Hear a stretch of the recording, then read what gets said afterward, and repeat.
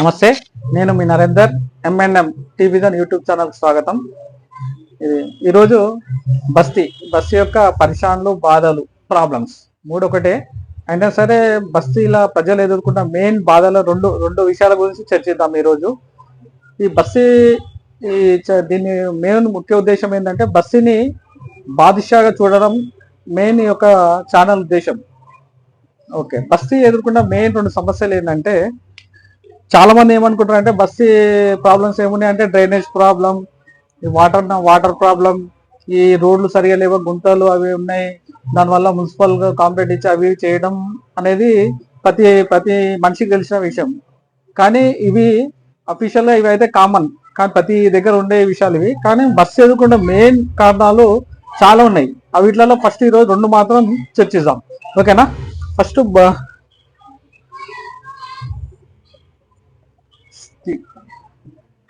పరిశాన్లు,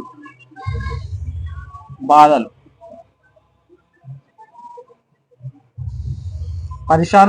problems.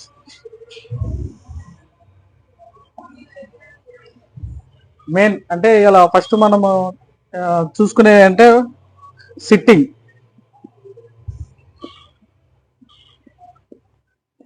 Sitting ఏంటంటే మన బస్సులలో మెయిన్ ఏంటంటే గల్లీలలో అరుగుల పైన, చౌరస్తాల దగ్గర, ఈ మూల ప్లేస్లలో, చీకటి ప్లేస్లలో యూత్ కానీ చాలా మంది కూర్చుంటారు అనమాట. చాలా యూత్లన్నీ కలిసి ఒక దగ్గర కూర్చొని మీటింగ్లు పెట్టడం, నైట్ వరకు కూర్చొని మీటింగ్ పెట్టడం జరుగుతుంది అనమాట. దీనివల్ల ఏమైతుందంటే బస్సులో వచ్చిపోయేటోళ్ళకు అది పెద్ద న్యూసెన్స్ లెక్క కనిపిస్తుంది. అసలు ఇట్లా ఎందుకు కూర్చుంటారు, అసలు బస్సులలో ఇది ఎందుకు అనేది అంటే బస్సులలో మెయిన్ ఏంటంటే వాళ్ళ ఇల్లులు ఇన్కన్వీనియంట్ ఉంటాయి. 20 గజాలతో మొదలుకుంటే 80 గజాలు అవుతాయి. 20 గజాలు ఉండొచ్చు, 30 గజాలు ఉండొచ్చు, 40, 50, 60, 80 మాక్సిమం బస్సులలో వచ్చేసి ఈ గజాలలో ఇల్లులు ఉంటాయి. కాబట్టి ఆ ఇంట్లో ఎక్కువసేపు ఉండకుండా ఏం చేస్తారంటే కొంచెంసేపు ఆగానే ఆ ఇంటి ముంగట అరుగుల మీద అయినా సరే, చౌరస్తాల దగ్గర అయినా సరే, ఏదైనా కొంచెం మూలలో ఉంటే ఆ ప్లేస్లలో మీటింగ్లు పెడతారు. దీని ఏమైతే వచ్చిపోయే వాళ్ళకు ఇది పెద్ద న్యూసెన్స్ లెక్క కనిపిస్తుంది. న్యూసెన్స్ వల్ల ఏమైతే చాలా మంది ఇబ్బంది పడతారు. వచ్చిపోయే రూట్లలో వాళ్ళు కూర్చోవడం వల్ల ఏమైతే వచ్చిపోయే వాళ్ళకి అది ఇబ్బందిగా, గిల్టీగా ఫీల్ అవుతుంటారు అనమాట. అసలు ఇది మెయిన్ రీజన్ ప్రాబ్లం. అయితే దీంట్లోనే ఈ సెకండ్ స్టేజ్ ఏంటంటే ఈ కూర్చోవడం బాగానే ఉంటుంది. అయితే ఇప్పుడు ఫర్ ఎగ్జాంపుల్ ఒక ఇంటికాడ ఇంటి ఫ్యామిలీ కూర్చుంటే ప్రాబ్లం ఉండదు. అయితే ఆ ఇంటికాడ వచ్చేసి వేరే గల్లీలకి, వేరే దగ్గరికి వచ్చి కూర్చుంటుంటారు అనమాట. దీనివల్ల ఏమైతే పక్కింట్లో ఆడపిల్లలు ఉంటారు, లేకపోతే ఆ గల్లీలో ఇంకొంత ఆడపిల్లలు ఉంటారు. వాళ్ళు ఏమైతే వచ్చి వేరే వాళ్ళు వచ్చి ఆడ కూర్చోవడం రెగ్యులర్ వల్ల వాళ్ళు ఇన్కన్వీనియంట్ గా ఫీల్ అయిపోతారు అనమాట. కానీ దానివల్ల ఏమవుతుంది, ఆ ఇంటి పక్క వాళ్ళు ఈ రీజన్ చెప్పలేరు, మా ఆడపిల్లలు ఇబ్బంది పడుతున్నారు అదే రీజన్ చెప్పలేరు. కాబట్టి మీరు ఎందుకు కూర్చుంటారు ఈడ అనేది క్వశ్చన్ చేస్తారు తప్ప ఈ ప్రాబ్లం అనేది బయట చెప్పరు ఎక్కడ కూడా బస్సులల్లో.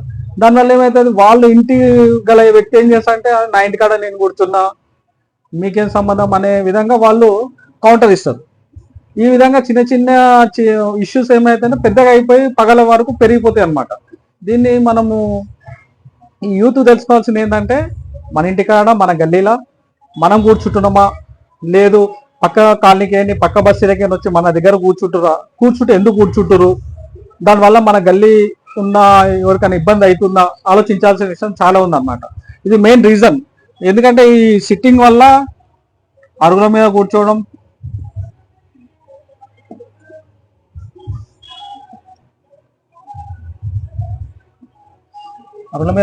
ఒకటి చౌరస్తాల దగ్గర కూర్చుంటారు, ఇంకోటి మూల ప్లేస్, చీకటి ప్లేస్ ఉంటుంది కదా, మూల ప్లేస్.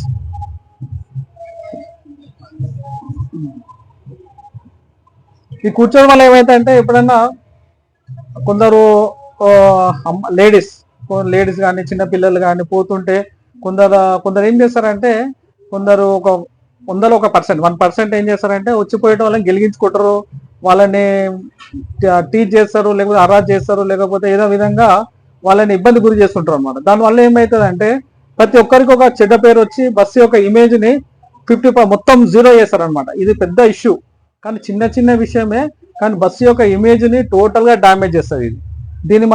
దీనికి సొల్యూషన్ ఏమైనా ఉందా, లేకపోతే దీని పరిస్థితి ఏంది, దీనికి ఏమైనా సొల్యూషన్ ఉంటే మీకు ఏమైనా తెలిస్తే కూడా దీనిలో కామెంట్ రూపంలో పెట్టండి.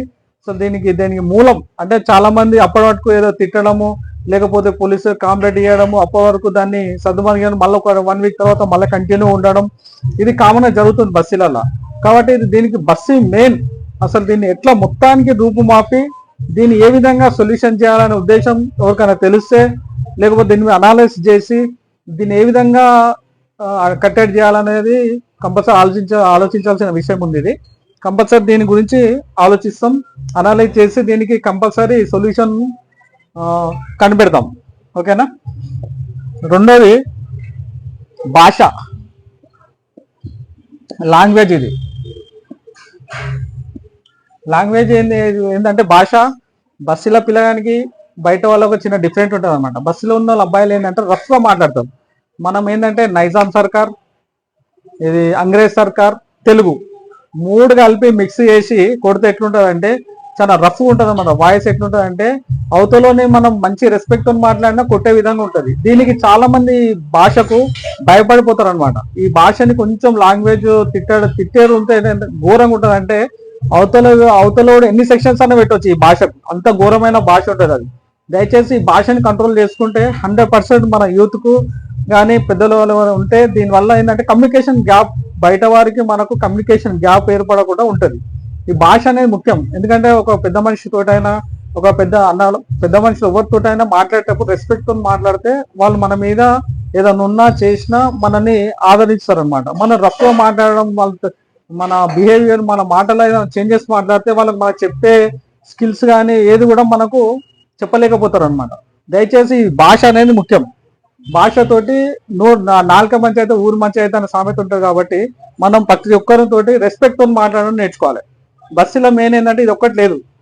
బస్సులో ఏంటంటే లాంగ్వేజ్ ఇష్టం వచ్చిన చిన్న పెద్ద కొందరిని గౌరవించకపోవడం, ఇష్టం వచ్చిన మాట్లాడడం వల్ల ఏంటంటే మనము ఒక తప్పు చేస్తే ఈ అబ్బాయి ఒక మాట బాగాలేదు కాబట్టి ఈయన కల్చర్ బాగాలేదు అనే ఇండికేషన్ వెళ్ళిపోతుంది. కాబట్టి దయచేసి మన యూత్ కానీ ఎవరు కూడా లాంగ్వేజ్ మాట్లాడేటప్పుడు దయచేసి కంపల్సరీగా నీట్గా మన దాంట్లో కొంచెము తిట్లు కానీ అలాంటి ఏం లేకుండా చూసుకుంటే బస్సుకి ఇమేజ్ మంచిగా అవుతుంది. ఇది మెయిన్ రీజన్.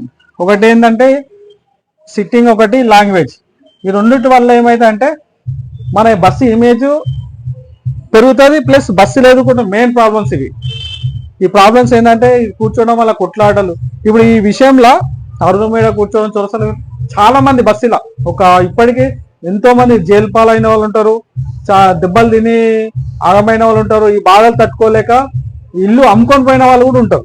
దయచేసి ఈ విషయంలో కొంచెం ఏమన్నా దీనికి ఏమైనా సొల్యూషన్ ఉందా, దీన్ని ఎట్లా చేద్దాం అనేది కంపల్సరీ మనం ఆలోచించాల్సింది. ఓకేనా. దయచేసి దీని గురించి ఎవరికైనా దీనికి ఏమైనా సొల్యూషన్ ఉన్నా సరే నాకు కామెంట్ రూపంలో తెలియజేయండి. ఇంకా చాలా సమస్యలు ఉన్నాయి, అవన్నీ మీ ముంగడికి నెక్స్ట్ వీడియోలో పెడతా. Thank you. నమస్తే.